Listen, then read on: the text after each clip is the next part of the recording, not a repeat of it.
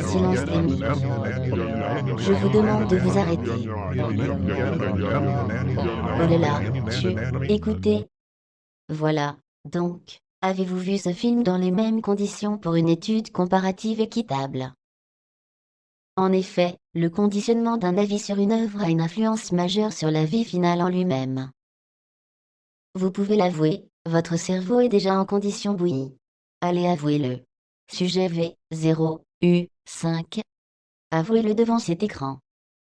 Je vois que votre amour-propre vous oblige à nier votre incompréhension. Soit, développons le sujet. Qu'on le veuille ou non, l'opinion que l'on se forge sur une œuvre n'est jamais pure. Il n'est pas question ici d'objectivité ou de subjectivité, mais bien de conditionnement. En effet, votre ressenti devant un film, un livre ou un jeu vidéo est clairement influencé par divers facteurs. Micromanion. Tu viens de détruire un de mes moniteurs. Stupide créature poilue. Ça les abîme. Où en étions-nous? Ah oui, influencé par divers facteurs, et cela commence avant même d'avoir débuté l'œuvre en question. Les attentes que l'on peut avoir naissent pour diverses raisons. Par exemple la prochaine œuvre d'un auteur, la présence d'un acteur, l'annonce d'une prouesse technologique, et bien d'autres. Que ces attentes soient positives, négatives, ou même inexistantes, elles vous exposent déjà à un avis préconçu. Je suis sûr que l'évocation d'œuvres en rapport avec certains de ces moniteurs ferait naître une attente positive ou négative chez vous. Et si d'autres écrans vous indiffèrent, sachez que la non-attente d'une œuvre joue également sur l'avis que vous vous ferez au final. À noter qu'une attente positive ou négative n'entraîne pas forcément un avis dans ce même sens.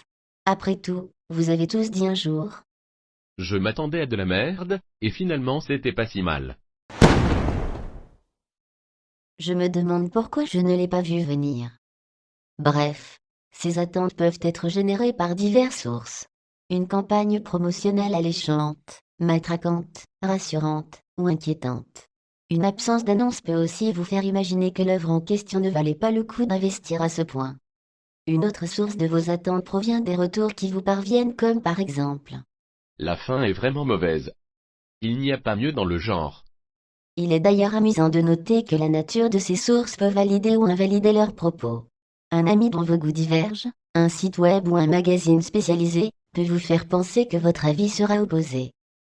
Bien sûr, j'ose imaginer que vous ne faites pas partie de ces personnes qui se cantonnent à répéter l'avis d'autrui sans avoir goûté vous-même à l'œuvre en question. Le prolongement de votre attente peut également être un paramètre important. Attendre une suite pendant des années peut détériorer votre enthousiasme. Ou au contraire, gonfler vos attentes au-delà de la qualité réelle de l'œuvre. Une fois devant l'œuvre, d'autres facteurs conditionnent votre avis. L'environnement et votre entourage. Le comportement du public d'une salle de cinéma ou dans la salle où vous vous trouvez, peut clairement ruiner votre attention.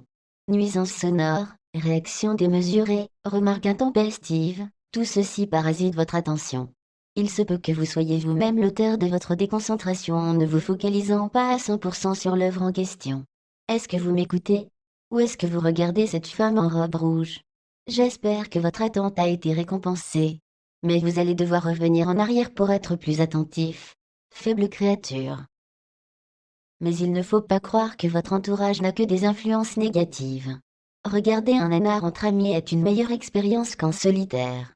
De même que certains jeux vidéo se trouvent être plus amusants à plusieurs. Votre condition physique et votre humeur du moment sont deux autres paramètres influents. La fatigue, la faim, la déprime ou la colère influenceront grandement votre perception. Votre investissement en temps et en argent sont d'autres. Un prix excessif ou la gratuité joueront sur votre avis. L'époque à laquelle vous découvrez une œuvre est importante. Extrait de leur contexte, certaines œuvres n'ont plus la même portée. Votre avis peut changer par la suite. Tout simplement lorsque l'expérience suivante se déroule dans d'autres conditions que la première. Une autre raison possible est l'acceptation de l'histoire alors que vous vous demandiez où allez-vous mener l'histoire à la première expérience. Pendant la seconde, vous avez cette information, vous pouvez donc vous concentrer sur les détails ou l'humour du film, et l'apprécier pour ces raisons. Mais cette connaissance d'information peut au contraire amoindrir votre nouvelle expérience. Si l'intrigue repose sur des mystères, Le fait d'en avoir connaissance annule tout l'intérêt de l'œuvre. La différence d'âge, ainsi que votre vécu personnel, qui sépare deux expériences d'une même œuvre, sont les facteurs les plus influents, car ils font percevoir différents niveaux de lecture, ou apportent une interprétation nouvelle de l'œuvre en question. Il se peut que votre avis change sans même vivre une deuxième expérience. Le simple fait d'argumenter avec d'autres sujets, enfin je veux dire, individus, peut modifier votre perception personnelle positivement ou négativement. Vous pouvez maintenant donner votre avis sur cette vidéo en décrivant les conditions de visionnage. Et ainsi comparer votre expérience avec d'autres sujets ou vos amis. Enfin, si vous en avez